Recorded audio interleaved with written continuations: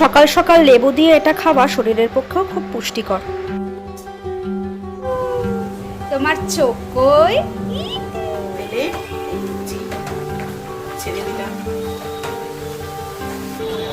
দেখা যাক কতটা কি কিনে উঠতে পারি। বাহ, ভেতরে কিন্তু অনেকটা জায়গা আছে আর 4 র‍্যাক। বাহ,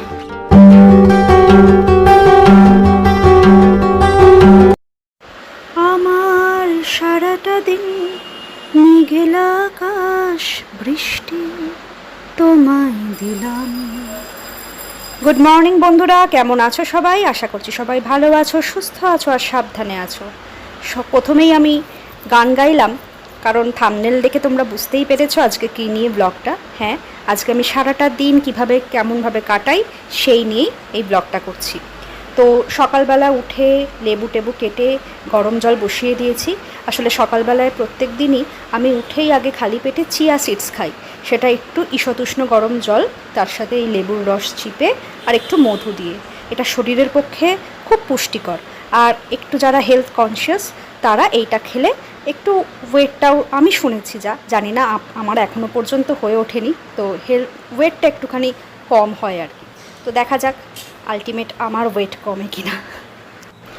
মধুটা ইউজ করি কারণ লেবুর ওই টক ভাবটা এই মধুটা দিলে একটু কেটে যায়। আমি বেশি টক আবার খেতে পারি না, তাই মধুটা একটু বেশি করেই দিই।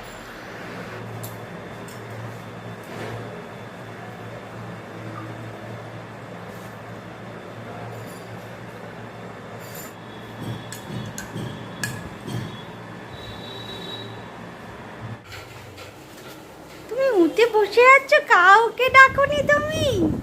উঠেই তুমি টিকটিকি ডাকছো? টিকটিকি? ওরে বাবলি, বড় হয়ে গেছে। এসে দেখি ঘুমিয়েছিল, এসে দেখি বাবু উঠে বসে আছে চুপ করে। ওরে বাবলি, হাই, ঘুম থেকে উঠেই আমার বাচ্চাটা কি করছে লে? ওরে বাবলি, কি হয়েছি বাবু? শাঙ্কুলীলা বৃদ্ধি পড়ছে? আচ্ছা মিকো, তোমার চুল কই? ইটু, তোমার চোখ কই? ইটু, তোমার জিভ কই? আচ্ছা, তোমার নাক কই? নাক নাক নাক নাক কই? নাক দেখাও। নাক, ওটা তো কান। নাক কই? ইটু, নাক নাক ইটু, ভেরি গুড। কান কই? ইটু। হাত কই? এইটা, ওলি বাবলি। আর তোমার পা কই? ওলি বাবলি। আর মিকো টিকটিকি কোথায় থাকে? টিকটিকি টিকটিকি, ওলি বাবা, ওলি বাবা। ওপর দিকে দেয়ালের দিকে তাকাচ্ছে। টিকটিকে কিরম করে ডাকো? কিরম করে ডাকো টিকটিকি বাবু? আর তোমার কতগুলো খেলনা আছে দেখাও। গাড়ি কই? গাড়ি, গাড়ি কই মিকো? গাড়ি দেখাও তো। ও, ওইখানে গাড়ি। ওরে বাবারি, কতগুলো গাড়ি তোমার। নিয়ে এসো তো, নিয়ে এসো গাড়িগুলো, নিয়ে এসো। ওরে বাবা, ওরে বাবা। রোজ সকালবেলা উঠেই ওর কাজ হচ্ছে আগে গাড়িগুলো বের করা, তারপর ও সন্তুষ্ট হয়, ওর গাড়িগুলো দেখে যে ওর গাড়িগুলো ঠিকঠাক জায়গায় ঠিকভাবে আছে কিনা। এইখানে যদি সকালবেলা উঠে গাড়ি দেখতে না পায় তাহলেই ওর মেজাজটা যায় গরম হয়ে। আজকে রবিবার, আমাদের প্রায় প্রত্যেক রবিবারেই জলখাবারে লুচি আর সাদা আলুর চচ্চড়ি এটা হবেই। তো সেই অনুযায়ী আজকেও লুচি হচ্ছে, গরম গরম তেলে সাদা সাদা ফুলকো ফুলকো লুচি, অপূর্ব। ওদিকে জলখাবার তো হচ্ছে, আমিও এই ফাঁকে একটু বিছানা টিছানাগুলো গুছিয়ে নিই, কারণ মিকু উঠে পড়েছে।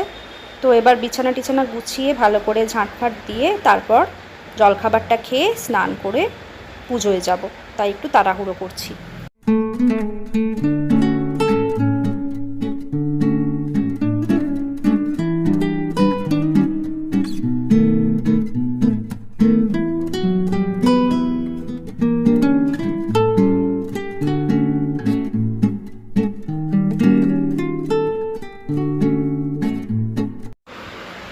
এখানে ওয়াশিং মেশিনটাও চালু করে দিয়েছি। আসলে রবিবার দিন আমি একটু ওয়াশিং মেশিনে কিছু কাচি, মানে ওই ভারী ভুরি যে জিনিসগুলো হয় সেগুলো কাচি। আমাদের যদিও বা কাচার লোক আছে, কিন্তু একটু বয়স্ক তো, আর সব কাজ একসাথে পারে না। তো সেই কারণেই আমি যেগুলো ভারী, ধরো প্যান্ট, তারপর চাদর, এই সমস্ত জিনিসগুলো আমি রবিবার করে ওয়াশিং মেশিনে কেচে নিই।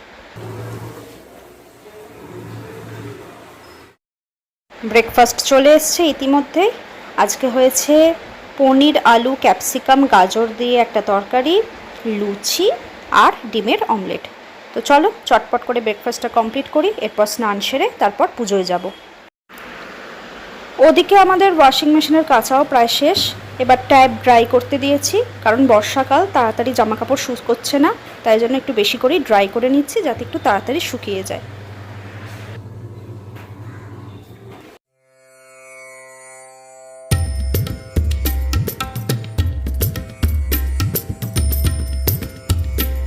স্নান টান সেরে এবার ঠাকুর ঘরে এসছি, পুজো করে নেব। রোজই আমি ব্রেকফাস্ট করে তারপর স্নান করে তারপর পুজোয় বসি, কারণ সকাল সকাল আমার শাশুড়িমাই পুজো সেরে নেন। শাশুড়িমাই দেখো সব খাবার টাবার দিয়ে দিয়েছে, আমি একটু মন্ত্রতন্ত্র পাঠ করে তারপরে খাবারগুলো যথারীতি তুলে নিই। তো এই হচ্ছে আমাদের রোজকার নিয়ম।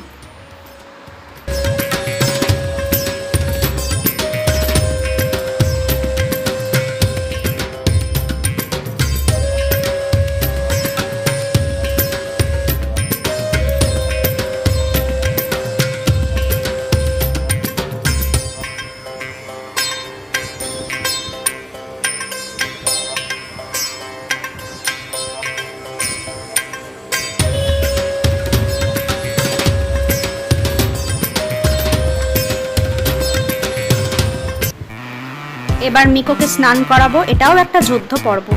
কিছুতেই বেটা চান করতে চায় না, আর কিছুতেই জামা কাপড়টা খুলতে চায় না। কি যে ওর লজ্জা এই বয়স থেকে কে জানে। দেখো কিরম করবে, জামা কাপড় খোলাতেই চায় না, প্রায় যুদ্ধ করে ওর জামা খোলাতে হয়। যাই হোক, চলো চটচট করে বাবুকে স্নানটা করিয়ে দিই। কিছুতেই জামা খুলতে চাইছে না, দেখো। চলো এবার স্নানটা সেরে তারপর ওকে আবার খাওয়াবো, সেটাও আর এক যুদ্ধ পর্ব।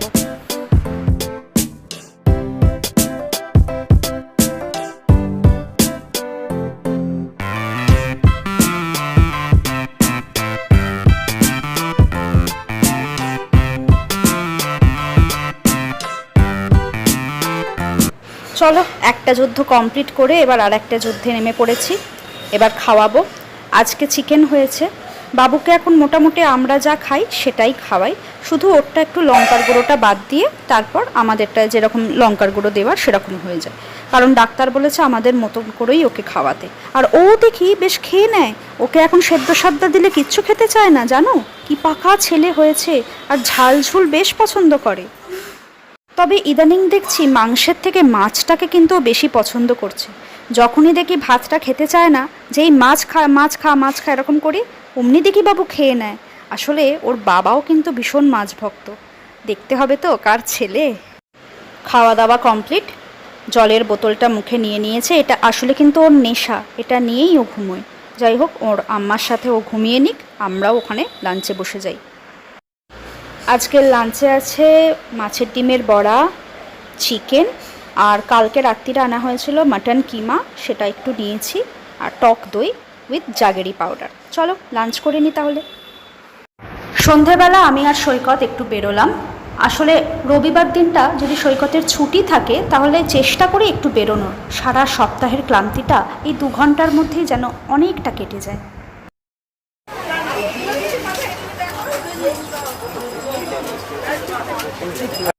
এসেছি এখন বেহালার ট্রাম ডিপোতে।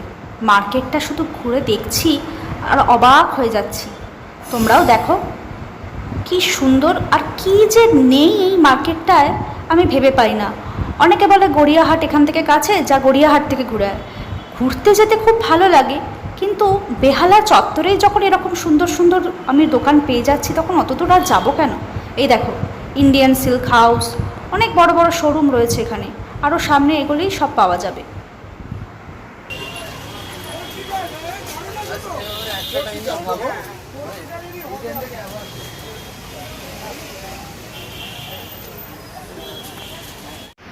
ঘুরতে ঘুরতে অবশেষে পেলাম পলিস্টারের গেঞ্জি আর প্যান্ট।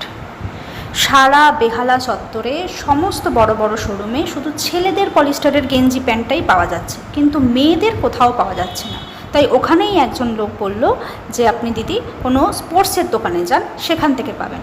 তো বেহালা ট্রাম ডিপো থেকে আমরা 14 নম্বরে গেলাম এবং ওখানে একটা স্পোর্টসের দোকান থেকেই অগত্যা পেলাম। এবং ভালো ছোট দোকান, কিন্তু জিনিসপত্র বেশ ভালো আছে আর বেশ দামগুলো বেশ রিজনেবল। তো যাই হোক, সেখান থেকে কিনে নিলাম গেঞ্জি টেঞ্জি কিনে 14 নম্বরের মুখে একটা সফটির দোকান যাও বা পেলাম, ওমা দোকানদার নেই। যাই হোক, অগত্যা মুখ চুন করে সেখান থেকে ফিরে এলাম। বাড়ির ফ্রিজটা অনেক দিন ধরেই চেঞ্জ করব ভাবছি, তাই ম্যান্টনের মুখেই একটা শোরুমে আমরা ঢুকছি।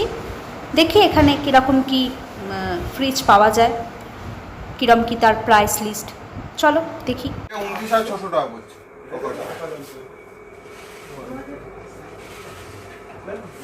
কনভার্ট মানে এখানে আপনি ডিপ ফ্রিজটাকে নরমাল ফ্রিজে কনভার্ট করতে পারবেন স্যার। ও কনভার্টেবল মানে তখন আপনি নরমাল ওখানে মানে তরকারি জিনিস কনভার্টেবলটা সব ফ্রিজে থাকে না। এটা তো বেশ আলাদা ধরনের। 30,400 টাকা পড়ছে আফটার ডিসকাউন্ট। এইটা একটু দেখান।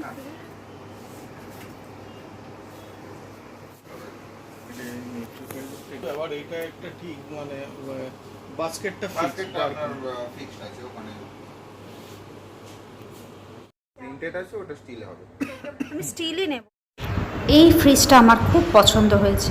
ভেতরের জায়গাটা দেখো, অনেকটা। 4টে মতন র্যাক রয়েছে, 4টে না 5টা মতন র্যাক রয়েছে। ভেজিটেবলের জায়গাটাও অনেকটা দেখলাম। আর এটা হচ্ছে সবচেয়ে বড় কথা, এটা হচ্ছে কনভার্টেবল, ওয়ার্লপুলের কনভার্টেবল। কারণ ডিপ ফ্রিজটা তুমি নর্মাল মোডেও করতে পারবে, এটাই হচ্ছে কনভার্টেবলের কাজ।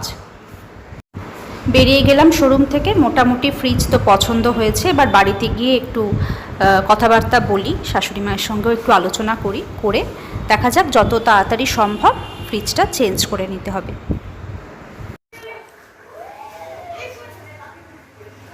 কইলে আমার বাবুটা খুব বাবলি, কি আনন্দ। ছুট লাগিয়েছে গো ওই বাবলি। মিকোর এবার রাত্রিরের খাবারটা তৈরি করে নিই। ও রোজই মোটামুটি দুধ রুটি আর একটু জাগেরি দিয়ে আমি ওকে খাইয়ে দিই। আর কখনো সময় একটু হয়তো ভাত খেলো, একটু হয়তো রুটি দিয়ে তরকারিও করে দিই। তবে দুধ রুটিটা একটু মাস্ট, কারণ অনেকটা সময় ও মানে পেটটা ভর্তি থাকে, বেশি রাত্রিরে আর জাগায় না। মিকোর ডিনারের সাথে সাথে আমরাও ডিনার নিয়ে নিয়েছি। আজকে সকালবেলায় লুচি হয়েছিল, একটু বেঁচে ছিল সেই লুচিটা, আর তার সাথে চিকেন। আসলে লুচি খেতে আমি ভীষণ ভালোবাসি, তাই লুচি হলে আর অন্য কোনো দিকে আমি তাকাই না। যাই হোক, খেয়ে নিই। আর সারাটা দিন দেখলে কীরকম কাটালাম, এইভাবেই আমার প্রত্যেকটা দিনই কাটে। একটু হয়তো ডিফারেন্ট, কারণ রোববার বলে। যাই হোক, আজকের ব্লগটা তাহলে এখানেই শেষ করছি। যদি আমার ব্লগটা ভালো লেগে থাকে তাহলে অবশ্যই আমার পাশে থেকো, চ্যানেলটাকে সাবস্ক্রাইব করো, লাইক করো আর একটু প্লিজ কমেন্ট করো, তাহলে আমারও ভালো লাগবে। আজকের মতো টাটা।